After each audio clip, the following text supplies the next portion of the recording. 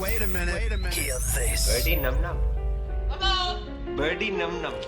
Check one, check two. What's up, ladies and gents, and welcome back to another episode of the Birdy Num Num podcast. Having a good week? I hope you guys are having a wonderful week. Sanjay Manaktala here. Welcome back to the podcast. This week, I want to talk about a question I received, more of a request I received this morning on my Instagram. And I do apologize. It's been a very busy week. Because I am planning a big move, a big move because my wife has got her green card, so we will be going to the U.S. for some time. So I want to talk about something that somebody messaged me, which is, hey, should I get my MBA? And that is not actually what this person messaged me. What he messaged me was, sir, I got my MBA. Please give me a chance. And a chance at what? I don't know, because I am not a executive at a Fortune 500 company, nor am I founding like a big startup right now, nor have I found a big startup right now. So what kind of chance do you want me to give you, my friend? But we are going to talk about on the Birdy Num Num podcast, because we have a nice open dialogue, you and I, every week. Should you get an MBA? And before I get into that, folks, if anybody, a lot of you guys listen, I continuously get messages every day on Instagram at Sanjay Comedy, where people are always like, hey, I have some opinions, or hey, I have some questions or comments, and I'm more than happy to answer. I am always happy to answer because I would much rather engage with people who are messaging me than reading random trolls' comments online or just kind of shooting in the dark. So if you do message me, at least for now, I do respond. And somebody was like, hey, can you give me a chance? And folks, I have mentors myself. I have people I look up to. I have people I wish would mentor me, but they're just too busy and too occupied in Bollywood or Hollywood or stand-up comedy or Conan O'Brien or whatever else. And like, man, if you're going to ask somebody for something and you're going to get a chance to have that person read that message. And by the way, folks, feel free to message people on social media, even if they have 1 million or 10 million followers. I guarantee you'll be surprised at who reads what. But if you say something like, hey, sir, good, or people message me like, hi, I don't know what to do with that. But if you message something like, hey, I loved episode 19 of your podcast where you talked about, or hey, I have an MBA and I'm really interested into doing entertainment media and digital marketing, and I looked at these 5 courses, people are more than likely to help, dude, because people love to help people who are already trying to help themselves. But I've always said in other videos, ask, but make sure you are doing your homework. Make sure you are putting in a lot of the work to get you to a point where you've pretty much gone as far as you could go. And now you need to ask that person, not, hey, I need a job in IT.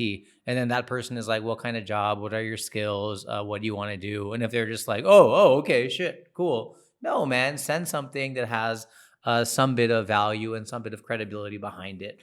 And speaking of credibility, speaking of value, most Indian men and women who are in their mid to late 20s, who have worked for a bit, who have watched all the Bollywood and Hollywood movies, and who have learned that, they need to study hard and work hard and get married by a certain age, getting an MBA will cross your mind at some point. And I myself was enrolled at the University of Southern California, USC, for an MBA program. I dropped out within 2 weeks, lost $1,500 US as a deposit. I still cry about it to this day because my India opportunity came calling to be an expat here and to take part of the comedy boom. And how could I say no? But for me specifically, me personally, this may not be your situation. Me personally, not doing an MBA was one of the best decisions I ever made, because a lot of my MBA friends, and I'm talking like most people who get an MBA are not going to Harvard, Stanford, Berkeley, Wharton, and Booth, or whatever the top 5 MBA programs are. I know I forgot probably a really big one. MIT, Sloan or Stern. Stern is New York, I think. I mean, if you're going to like a top 10, if you've been fortunate enough to get into a top 10 MBA program in the Bain, McKinsey's, Goldman Sachs, whatever, big easy money is come and calling. I mean, dude, if you get that, you may as well go for it. Like if I got into Harvard with an MBA, like if I was there's that joke, what do you call a Harvard graduate who finishes at the bottom 10% of his class or her class? There's that joke. What do you call a Harvard graduate who finishes at the bottom 10% of their class? A Harvard graduate. You know what I mean? So if you do get that opportunity, go for it, man. If I had gotten into like a great program like that, for sure, I probably would have still done my MBA. But I was in an okay program, very fortunate enough to get in. I was excited by it, whatever. But, you know, most people have the same conundrum, if you will. They're wondering, I personally believe an MBA is for people who don't know what they want to do, but they know they want to do something. So rather than make a decision, stick a nail in the coffin or stick a line in the sand where they're like, all right, I'm going to devote my life to stand-up comedy or to media or to medicine or to law, they are like, I'm not sure yet, but I know an MBA is only going to help me. So let me kind of, chill and party and make money and get experience for these next 2 years. But let's be honest. Let's be honest, shall we? It's 2020. Donald Trump is in India right now, visiting. I love when Donald Trump or any politician or foreign leader comes and they try to cover up the slums. He's gonna fly right over that in like 2 seconds when he takes off or he lands. So like, why are we doing this? And it just makes for like weird, weird news because, oh, India is trying to clean up this stuff. I mean, every country has their problems. I get it, but it just seems like, why do you want to clean up the roads or why do you want to clean up or hide the poor people when he's literally going to fly right over them while he eats sushi? Like does Donald Trump eat sushi? I don't know.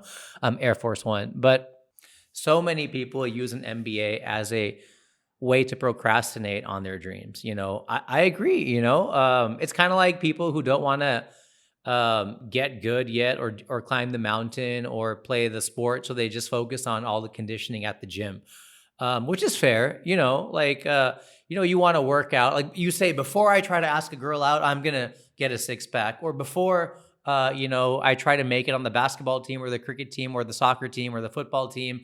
I need to like be at the gym all the time. Or before I learn podcasting, I need to learn hardcore video editing and go to a studio. And so for me, there was a time, Dale Carnegie era, win friends and influence people and all that sort of stuff where MBAs were very important, just like college is very important. But those things are changing. You know what I mean? Like my friends who had an MBA at the school that I was going to go to, USC, the ones who I still keep in touch with, like if I was still at Accenture, I would have still been making more money without the MBA than they had with the MBA. Okay. An MBA is not something like law school or med school where you absolutely need it to be an expert in your profession. In fact, most of the best business leaders don't have an MBA because you know what you really got to do when you start climbing the corporate ladder? You got to sell. You got to make money. You got to be a good marketer.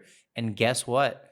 We are in a time right now where technology is changing everything. Okay. So if you're like, a super MBA marketer who knows about all these like high-end concepts, I'm not saying it's not going to help, but I'm saying with the way things are moving so fast, with digital moving so fast, you're going to have to learn a bunch of new skills anyways. Right.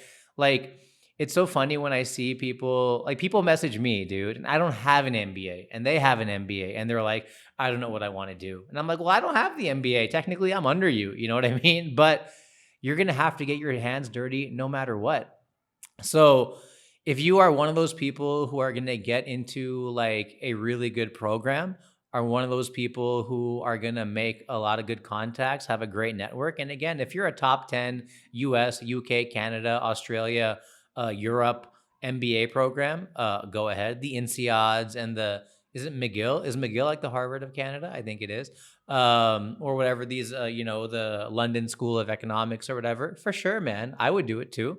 Even if I didn't know what I would do, I would be like, this is like literally going to Harvard. So I may as well just get that Harvard degree in freaking philosophy or whatever. But if you're like kind of getting suckered into a tier 3 program, and I don't mean to like burn any bridges here or to insult anybody. I mean, I myself was enrolled in an okay MBA program for a bit, and I'm sure there's really smart people who have gone there, but you could probably use that 1 crore that you're going to spend, that 100,000 US dollars or 80 lakhs, or in India, 20 lakhs, whatever it is, IIM, ISB, etc. You could probably use that money and time. Dude, you could probably start 6 different businesses with your MBA tuition. You know what I mean? And I'm sure one would probably crack. And you could probably devote that same time. And MBAs are cool, man. Like, must be amazing. Married but available. Whatever. It looks good on paper, especially in Desi society. It's really something that is going to buy you time, like I said. But if you don't know why you're going to use it, I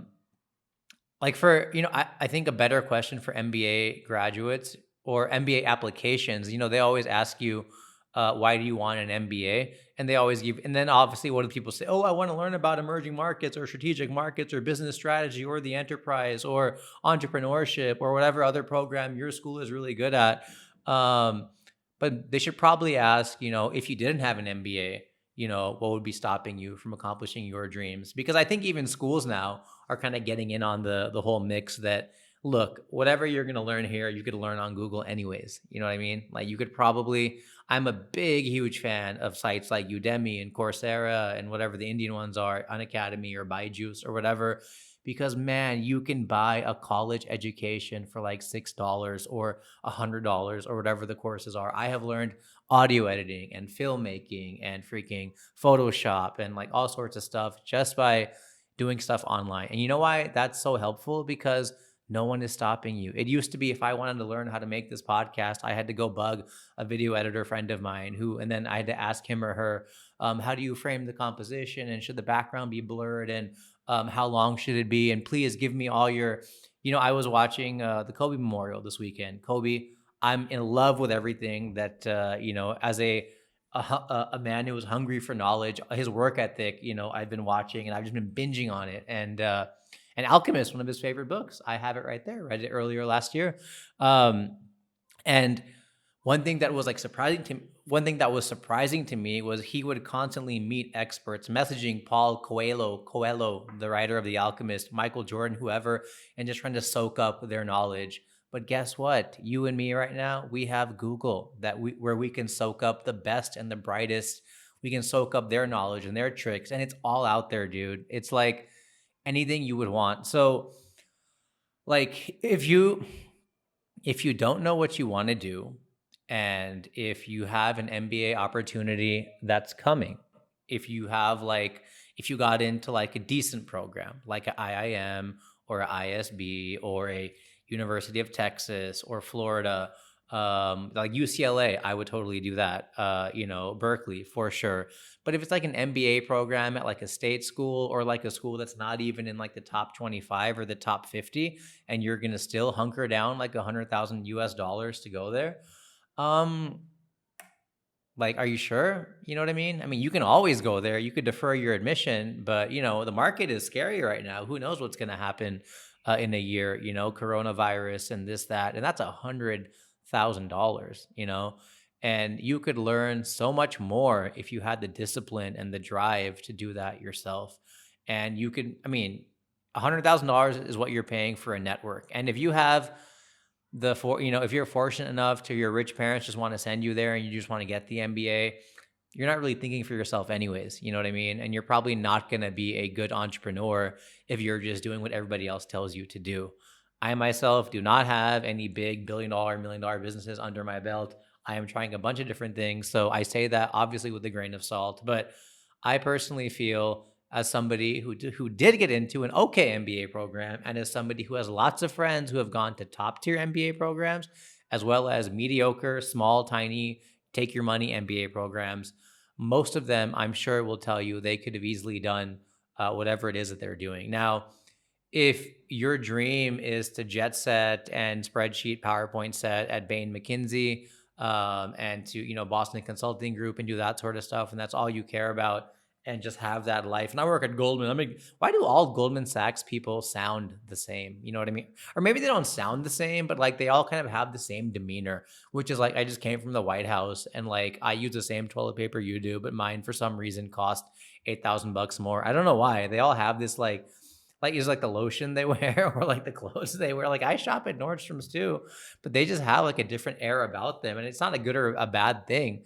It's just weird. Like I don't know how to describe it. Like you could all be in business class, but you will kind of figure out the Goldman person, like within his soul or her soul. They're just like, yeah, we just help the market. Like what Illuminati meeting? Are you guys is Goldman like the biggest Illuminati members? Like everyone is a part of that Illuminati. So getting back to the MBA to wrap this up, because I know I've been rambling about a master's of business administration,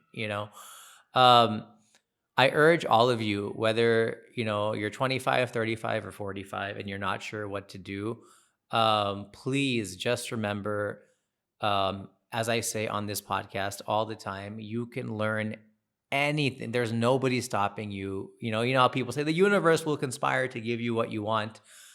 Google is the universe right now, and it'll conspire to give you anything. Just ask it.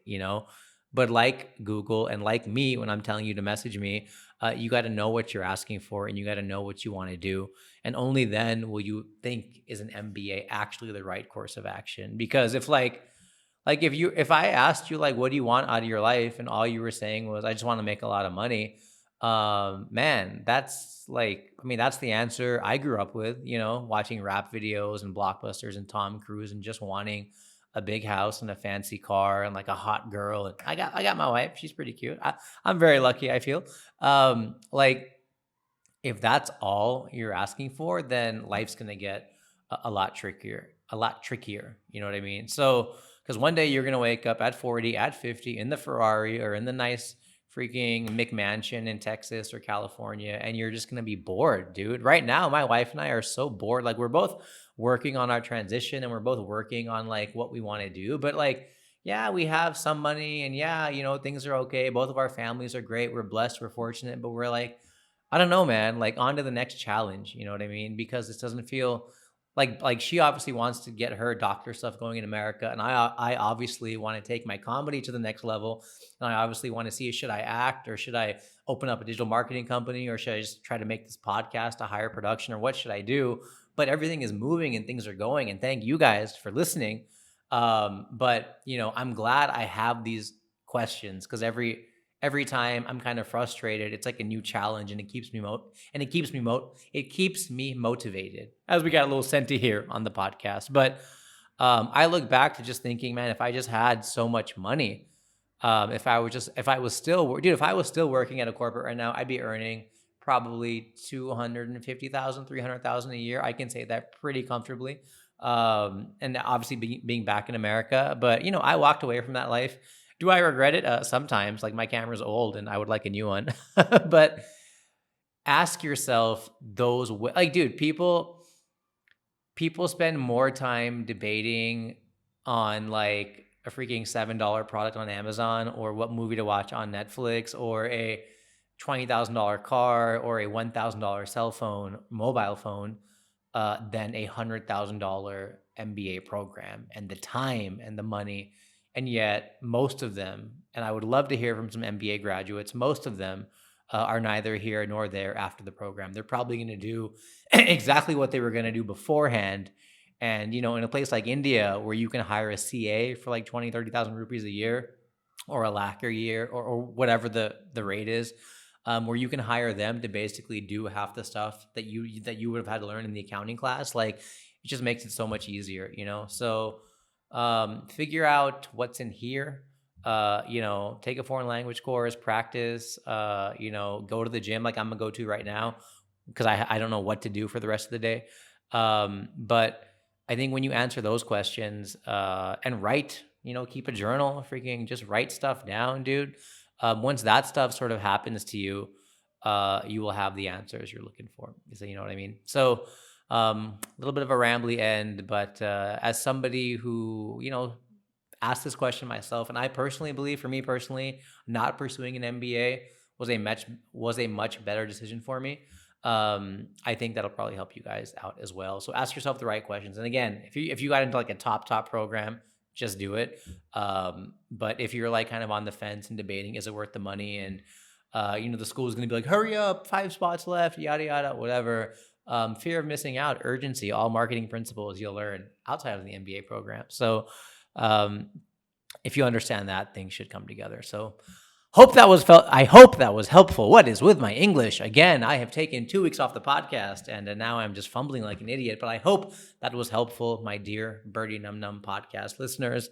Let me know your thoughts as always. And again, if you do message me, please send me a detailed question so I can answer to the best of my abilities. So, Sanjay, Manaktala, I will see you guys next week. Birdy num num. Birdy num num. A birdie num. That's